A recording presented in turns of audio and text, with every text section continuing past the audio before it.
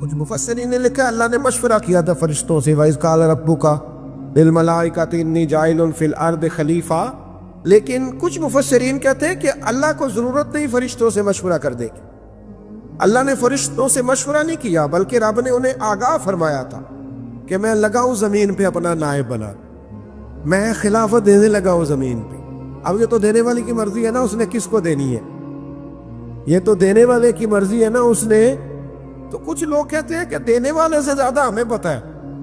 تو فرشتوں کو بھی یہ اجتہادی خطا ہو گئی، کہنے لگے یا اللہ اسے نہ بنانا، یہ فساد کرے گا، یہ خون ریزیاں کرے گا. تو اللہ نے فرمایا جو میں جانتا ہوں وہ تم. اللہ اکبر. امام راضی فرماتے جب رمضان آتا ہے تو اللہ فرشتوں سے کہتا ہے ذرا یہ کھول کے دروازے دیکھو نا یہ زمین پہ کیا کر رہے ہیں. تم تو کہتے تھے فساد کریں گے اور یہ سارے تراویح بڑھ رہے ہیں.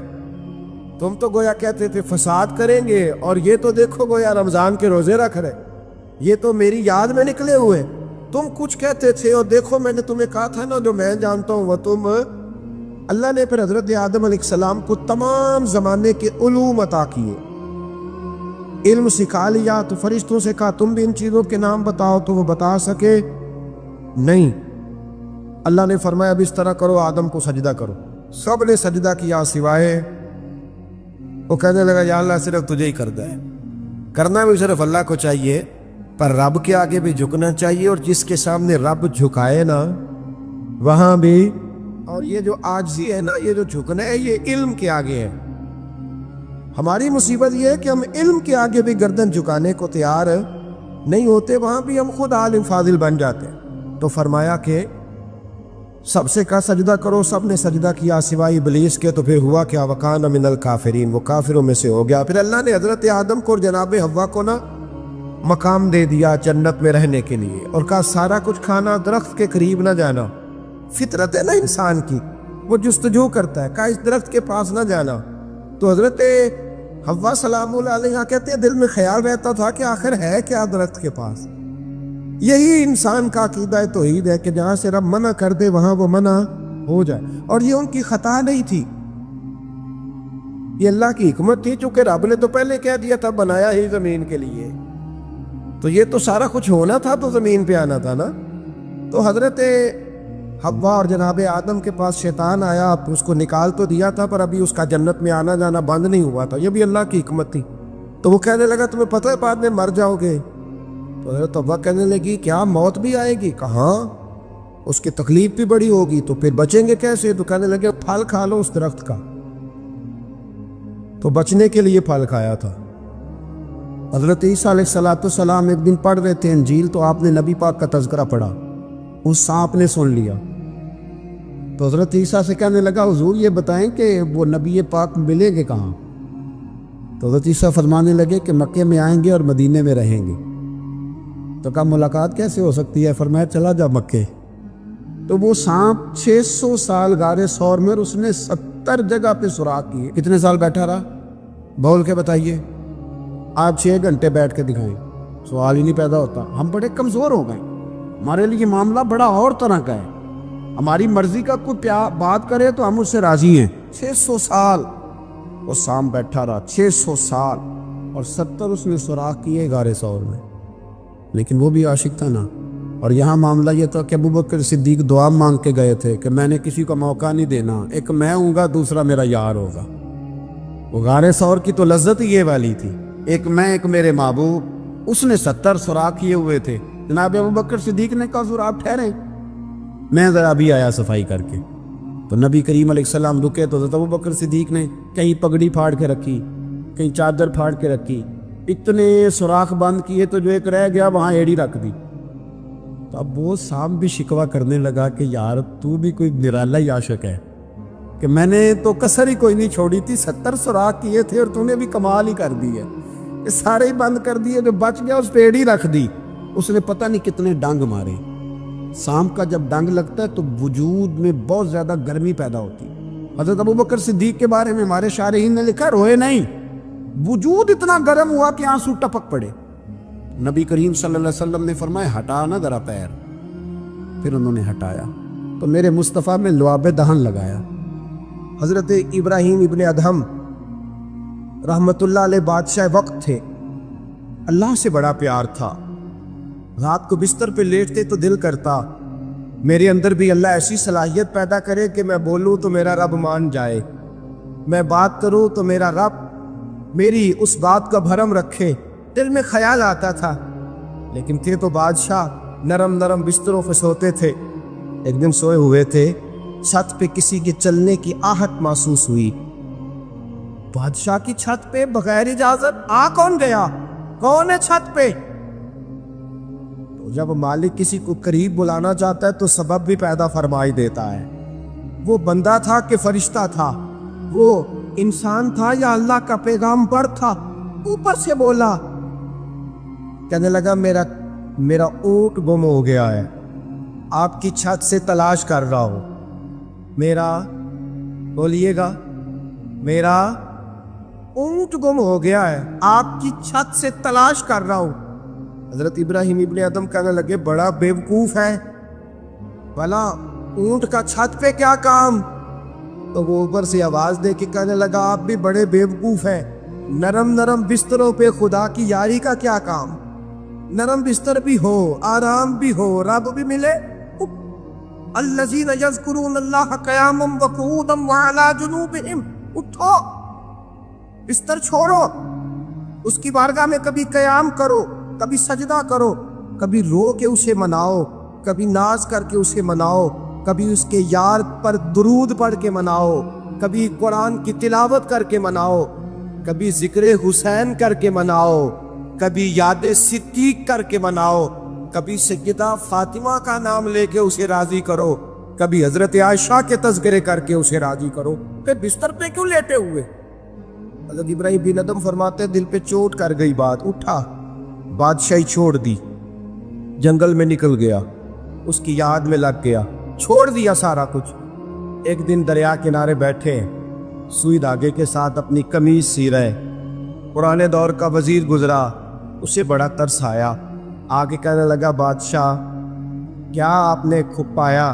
دیکھو نا کتنی آپ کی سلطنت تھی، کیسے عیش و عشرت تھے، ایک اشارہ کرتے تھے تو سارا ملک اکٹھا ہو جاتا تھا، اب آپ کو کپڑے سی کے دینے والا بھی کوئی نہیں رہا، اپنے ہاتھ سے آپ کپڑے سی رہے ہیں، یہ کیا آپ نے اپنا حال کر لیا ہے؟ جے تو وکیا عشق بازار بھی نہیں، جے تو چڑھیا اتے بار بھی نہیں، ایڈا سستا سودا پیار بھی نہیں، ایٹا سوکھا لبدا یار بھی نہیں، کئی جنگل گانے پیندے نے، کئی دوزخ لگنے پیندے نے، جو اس ملوں بھی مل جاوے، ایڈو سستا ہور وپار بھی نہیں، کچھ سمجھ نہیں آندی لوکاں نوں، اوکا دے نال شہید کرے، ڈٹھی یار دے ہاتھ تلوار بھی نہیں، پر او دا خالی جاندہ وار بھی نہیں۔ مانے لگے وہ کیسی بادشاہت تھی اور یہ آپ کو کپڑے سی کے دینے والا بھی کوئی نہیں۔ اللہ کے بندے زیادہ باتیں نہیں کرتے، کام زیادہ کرتے ہیں، وہ پاسوں میں نہیں الجھتے، وہ عمل کی دنیا میں آگے نکلتے ہیں، بول بول کے اپنا آپ ظاہر نہیں کراتے، وہ اپنے کردار سے اپنا آپ ظاہر کراتے ہیں۔ سوئی کے ساتھ کپڑے سی رہے تھے، سوئی دریا میں پھینک دی، بولے کچھ نہیں، اس نے کہا کہ وہ بادشاہت کتنی اچھی، جواب کچھ نہیں دیا، سوئی پھینک دی۔ اب دیکھا وزیر کی طرف نگاہ اٹھا کے، اب دوبارہ کہنے لگے مچھلیوں میری سوئی تو واپس کرو، مچھلیوں میری سوئی تو واپس کرو۔ ہر مچھلی اپنے منہ میں سونے کی سوئی لے کے برآمد ہو گئی، فرمانے لگے سونا تو چھوڑ آیا ہوں، مجھے میرے والی چاہیے، اس کو تو چھوڑ آیا ہوں، پھر مجھے وہی لا لا کے دکھاتی ہو، چھوڑ آیا ہوں میں، مجھے سونے کی ہاتھ میرے والی سوئی لاؤ۔ ایک مچھلی سوئی لے کے آئی، حضرت ابراہیم بن ادھم سوئی پکڑی، پھر سے کپڑے سینے لگے، ایک جملہ جواب میں، اس وزیر کی اتنی لمبی چوڑی تکڑی اور ایک جملہ جواب میں، یوں نگاہ اٹھائی، فرمانے لگے وہ حکومت اچھی تھی یا یہ حکومت اچھی ہے؟ وہ حکومت اچھی تھی یا یہ حکومت اچھی ہے؟ پتہ اس کا اثر کیا ہوتا ہے؟ کردار دکھانے کا، کردار دکھانے کا، خدا کی محبت دکھانے کا۔ حضرت ابراہیم بن ادم فرمانے لگے اس وقت تو دنیا میری ڈر کے بعد مانتی تھی، اب اللہ سے پیار کیا ہے تو اللہ نے ساری مخلوق کے دلوں میں میری محبت پیدا فرما دی، اب لوگ مجھ سے محبت کرتے اس لیے کہ میں نے اللہ سے پیار کیا ہے، اس نے سارے میرے فرما بردار بنا دیے ہیں۔ پتہ اس کا اثر کیا ہوتا ہے؟ وزیر نے کیا کیا، گھوڑے سے اترا اور ساتھ جو نوکر تھا اس کو کہنے لگا یہ گھوڑا واپس محل میں لے جاؤ، مجھے بھی وہ والی بادشاہی نہیں چاہیے، یہ والی بادشاہی چاہیے، میں بھی یہ والی بات۔ میرے عزیز تو کہاں کھویا پھرتا ہے؟ حضرت جابر بن عبداللہ رضی اللہ تعالی عنہ، بخاری مسلم ہے، کہتے ہیں جب خندق کی جنگ ہو رہی تھی نا، غربت بڑی تھی، قحط بڑا تھا، صحابہ پریشان تھے، دو دو تین تین پتھر پیٹ پہ باندھے ہوئے۔ میں حضور کو دیکھ کے گھر آیا تو زوجہ سے کہا بھلی مانس کچھ ہے کھانے کی؟ کہنے لگی تھوڑے سے جو ہے۔ تو میں نے کہا پیسوں کی تو کتنی روٹیاں بنے گی؟ کہنے لگی 2-3، 4 بن جائیں گی۔ کہنے لگے سالن، زوجہ کہنے لگی ادھر وہ بکری کا بچہ ذبح کرو تو 3-4 بندوں کا سالن بھی بن جائے گا۔ کہتے میں نے اسے ذبح کیا، بیوی سے کہا تو جاؤ پیس۔ کہتے میں نبی کریم کی بارگاہ میں حاضر ہوا صلی اللہ علیہ وسلم، حضور کی خدمت میں۔ زوجہ کہنے لگی کان میں کہنا حضور کے سارے نہ آئے، جس طرح لیڈروں کے کھانے اندر ہوتے ہیں علیحدہ، اور جو نعرے لگا رہے ہوتے ہیں نا سویر سے انہیں ڈبہ ملتا ہے، لیکن وہ پھر بھی نعرے لگاتے ہی رہتے ہیں۔ مجھ پہ الزام لگنے لگا ہے کہ آپ سیاست دانوں کو ہر جمعے میں رگڑا دیتے ہیں، تو میں کہنا انہوں صحیح کر چھوڑو پھر اسی مڑ جانے ہیں، تنوا کو سیانے ہو جائیں۔ یہ سیانے نہیں ہو رہے، ہمیں بات کرنے کی بھی اجازت نہیں۔ شعر کہہ دیتا ہوں کہ ہم آہ بھی کرتے ہیں تو ہو جاتے ہیں بدنام، وہ قتل بھی کر دے تو چرچا نہیں ہوتا۔ انہوں نے کدے پوچھا جی سانو آخیا جی چپ رہو، لیکن بھائی یہ اس ممبر کا تقاضا ہے، میرے امام اعظم کا فتویٰ ہے، جو عالمی حالات سے باخبر نہ ہو وہ جمعے کا خطبہ نہ دے۔ وہ جو رٹی رٹائی باتیں ہم سے نہیں ہوتی، اس لیے کہ جلال بادشاہی ہو یا جمہوری تماشا ہو، جدا ہو دین سیاست سے تو رہ جاتی ہے چنگیزی۔ حق بات انشاءاللہ ہو رہی ہے اور ہوتی رہے گی، اور بات صاف ستھری ہے۔ اگر کوئی بات ایسی ہوگی تو وہ بات اگر غوث پاک اپنے خطبہ جمعہ کے اندر کہہ سکتے ہیں کہ میں ظالموں کو حکمران نہیں بننے دوں گا، تو ہم تو ان کے نوکر ہیں نا، پھر ہم قادری کیسے ہوئے اگر غوث پاک کے طریقے پہ عمل ہی نہ کریں تو؟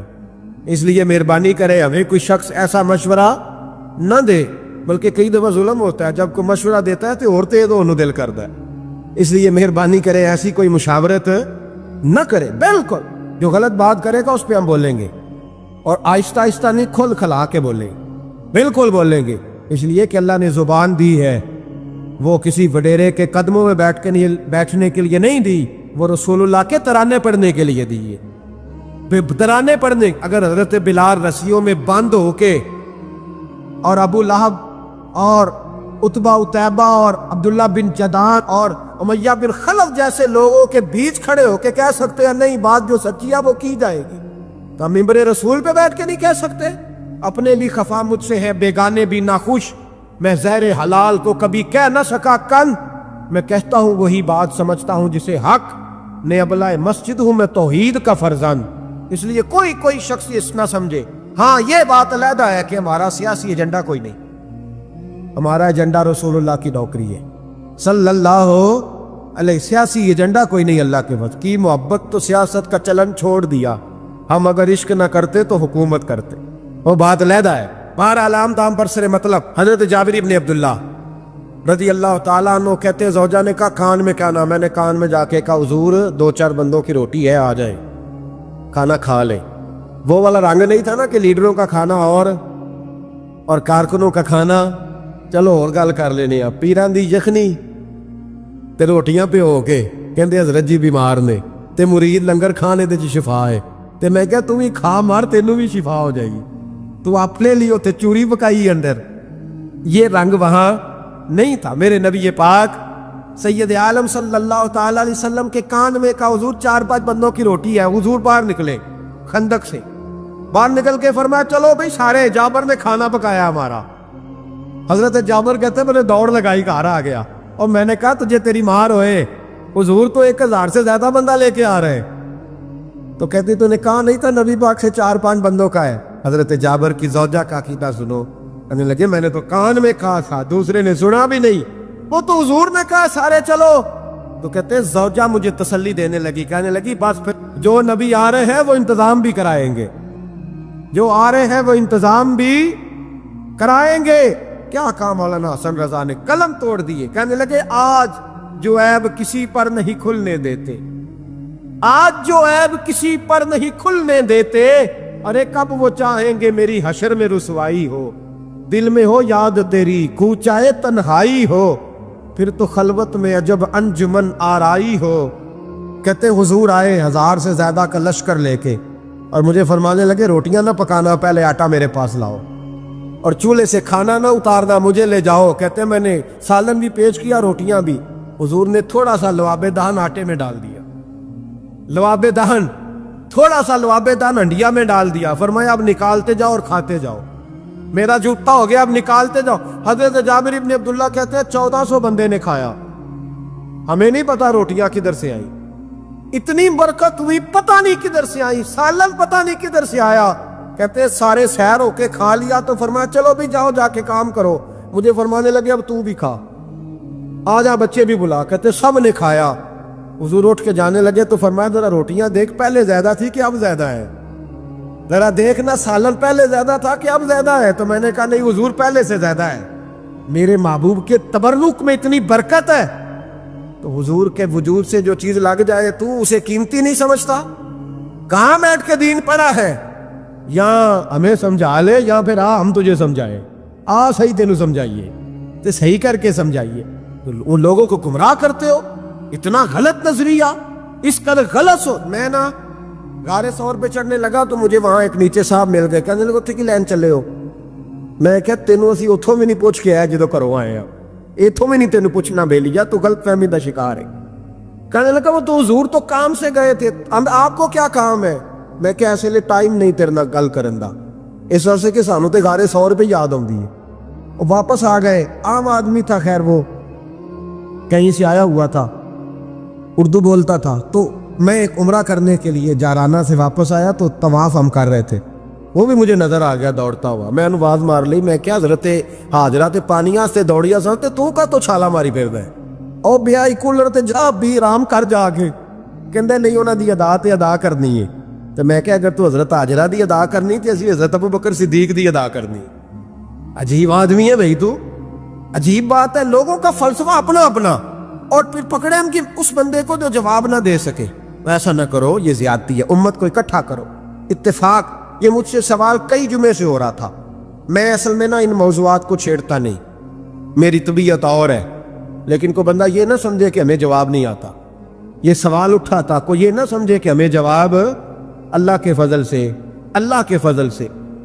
یہ قرآن مجید پڑھا ہے، یہ مسجد ہے، یہ جمعے کا دن ہے، ہم بات صرف وہ کرتے ہیں جس میں ضمیر اجازت دیتا ہے، اس لیے کہ سدا تو نہیں نہ رہنا، پتہ نہیں صبح اٹھ سو کے اٹھنا ہے کہ نہیں اٹھنا، تو قوم کو گمراہ کر کے دین کے نام پہ جانا کدھر ہے؟ اس لیے بھائی خیال ہوتا ہے کہ تم لوگوں کو خراب نہ کرو، ہم تو چاہتے ہیں امت اکٹھی ہو جائے، لیکن یہ ظلم کرتے ہو، جب چھیڑو گے کسی کو تو پھر تو اس کا حق بنتا ہے نا وہ بولے، پھر چھیڑا جاتا ہے۔ تھوڑے دن ہوئے حضرت حلیمہ سعدیہ کا سارا گھر گرا دیا، بلڈوزر چلا دیا، کہنے لگے یہاں لوگ آتے ہیں تو شرک ہوتا ہے۔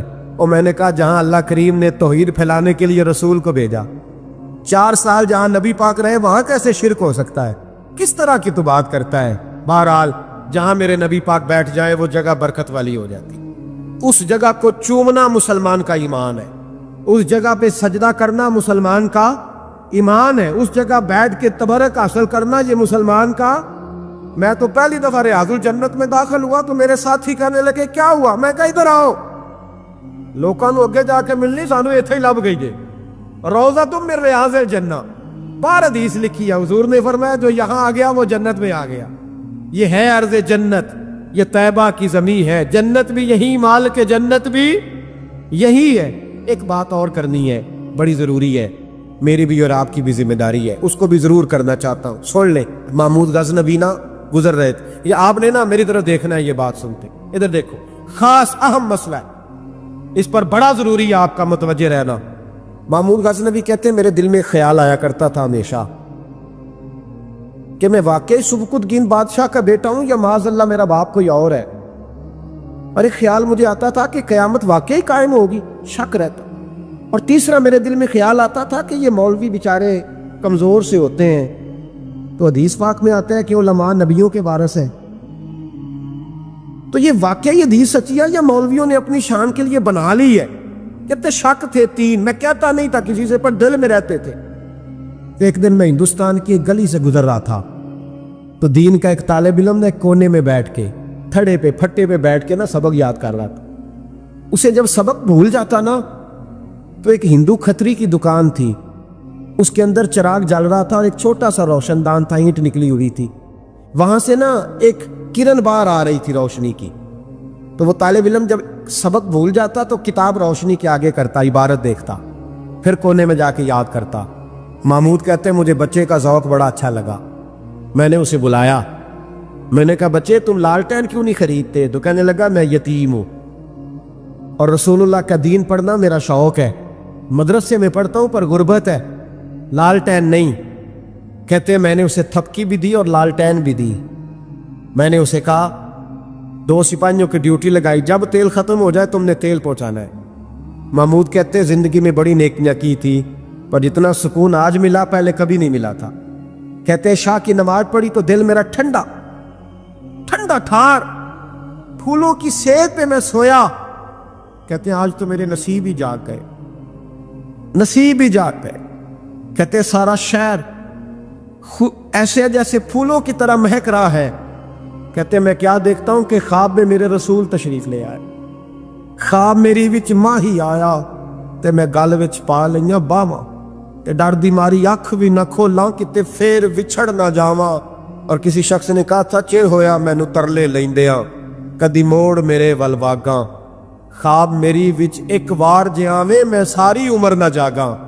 کہتے حضور آئے خواب میں، ایک جملہ حضور نے کہا، ایک جملہ نبی پاک صلی اللہ علیہ وسلم نے کہا ایک، اور میرے تینوں سوالوں کے جواب دے دیے، ذرا دل کے کانوں سے سننا۔ کہتے محبوب فرمانے لگے او سبکتگین کے بیٹے، تو نے آج میرے ایک وارث کی خدمت کی ہے، میں قیامت کے دن تیری سفارش کروں گا۔ کہتے ہیں مجھے سمجھ آ گئی کہ میں سبکتگین کا بیٹا ہوں، مجھے سمجھ آ گئی کہ قیامت قائم ہوگی، مجھے سمجھ آ گئی کہ علماء نبیوں کے وارث ہیں۔